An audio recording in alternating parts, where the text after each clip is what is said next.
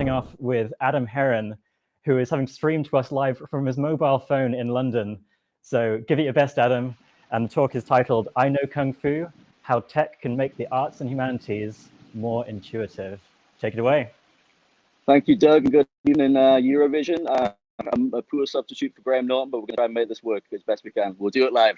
Okay, so I Know Kung Fu, How Tech Can Make the Arts and Humanities More Intuitive. The title of this tech, I was going to say TED Talk, not quite, we'll get there. But basically, this lightning talk is essentially from The Matrix. If any of you pop culture nerds out there know, there's a scene in The Matrix in which Neo goes into the chair, his controller, basically uploads a mass of information onto his brain straight up.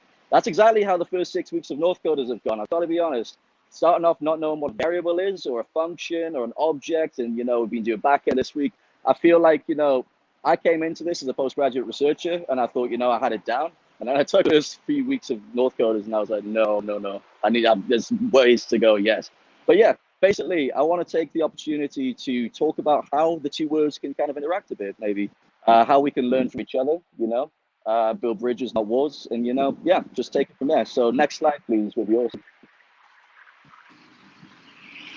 If we can take the next slide, thank you.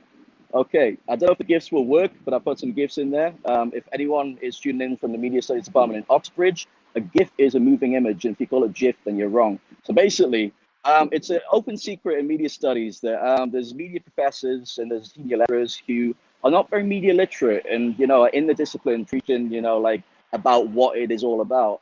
Now, personally, I take quite a, generous view of that. And I don't think that's necessarily due to the fact that they don't want to, but they genuinely don't have the time.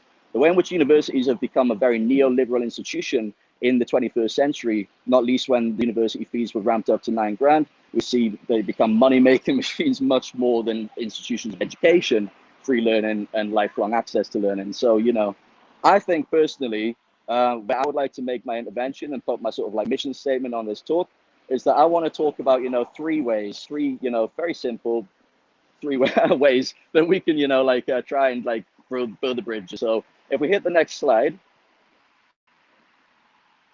You might have seen this gent in the news, Gavin Williamson. Not the biggest fan of Gavin Williamson, but essentially it was announced recently that a proposed cut of 50% to the arts and humanities is going to be going live from next semester. Go figure. Apparently, they're not a priority subject. Everything is going to be divested into other sort of areas. And, I absolutely would never sort of dismiss the importance of this hard sciences, the importance of the medical pathway.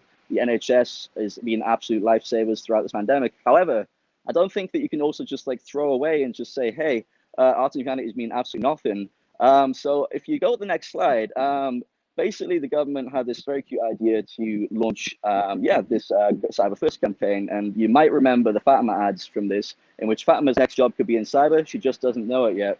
That came just as a lot of money was being divested from the arts in anyway.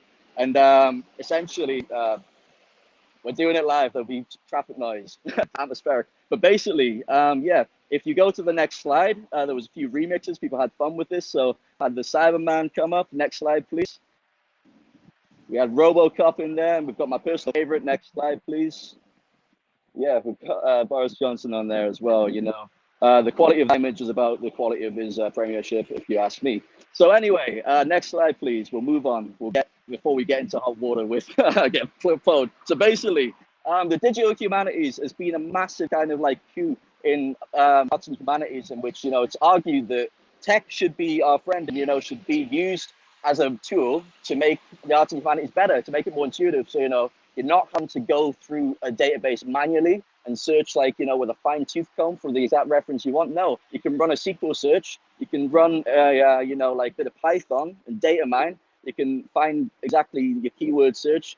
Something as simple as a humble Boolean search will help make your job easier. So I'm very, very keen on the idea, but I don't think that it's necessarily been implemented to its fullest capacity. So let me give you three very modest suggestions about how we could take this forward. If we can move to the next slide, please.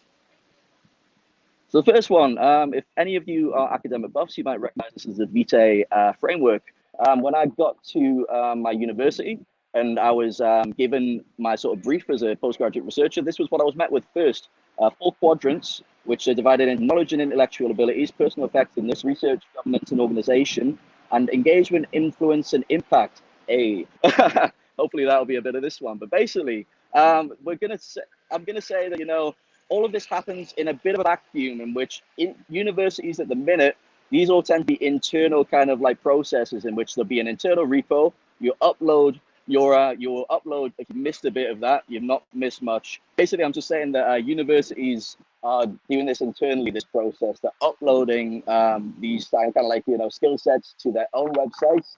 And I think that it could be done a little better. I think, you know, if I wanted to look at what a student at the University of Manchester is doing and be like, hey, that looks pretty cool. I want to maybe like do some research like that. I want to like attend a seminar like that. I should be able to do that quite naturally. If we move to the next slide, that might be an indication as to how we can do that. GitHub, the dev's pet friend, you know, like one of the most like useful tools as a dev. Version control. Why are we not teaching this to undergraduates on their first day to say, look, you've got an essay, we've got to, you know, make that an easy thing. You don't have to make file after file after file. You can have one file centralized and you can keep updating that file. Even better, you can see the history of those little tweaks that have been made. And, you know, I wish that I had known about GitHub back in the day when I was burning the midnight oil in my undergraduate. But, you know, live and learn. I'm going to be using it every day from now on, and Evernote because it's class. Next slide, please. And this is my final kind of intervention, is reference management software. One of my chosen ones would be EndNote. There's other reference management softwares are available. I'm not sponsored for any of this, but if you want to, please get in touch. Basically, reference management software is a gem because normally you would be entering all of this data manually. You would be spending hours and hours just compiling titles, authors, publishers for articles, and for if you're doing an edited chapter in a collection. Ooh, lots of luck. That's a fair bit of information you got to handle. This makes your job so much easier. Basically, you can just enter all of your metadata, and you can then have the software compile it into any style that you like. That was a absolute gift when I found out that they existed. Again, wish I'd known about it sooner.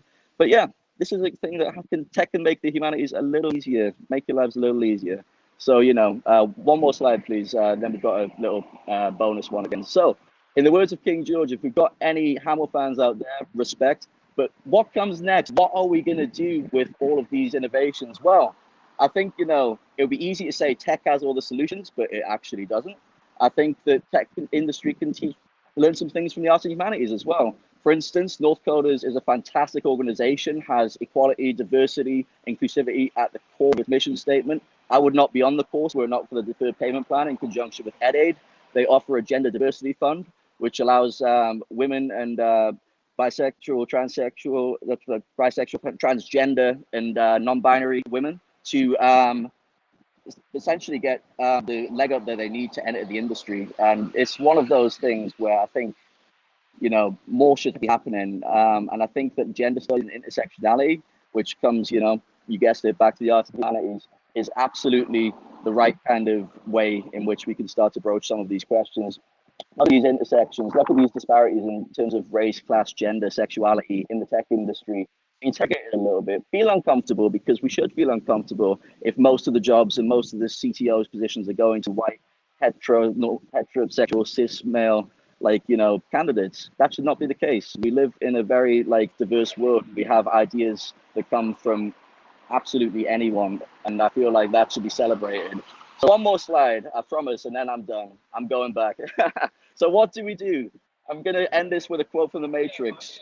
Basically, there's a scene in The Matrix in which Neo is very early in his training.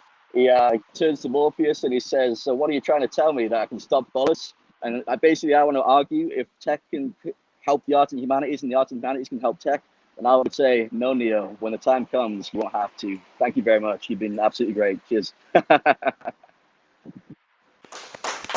going.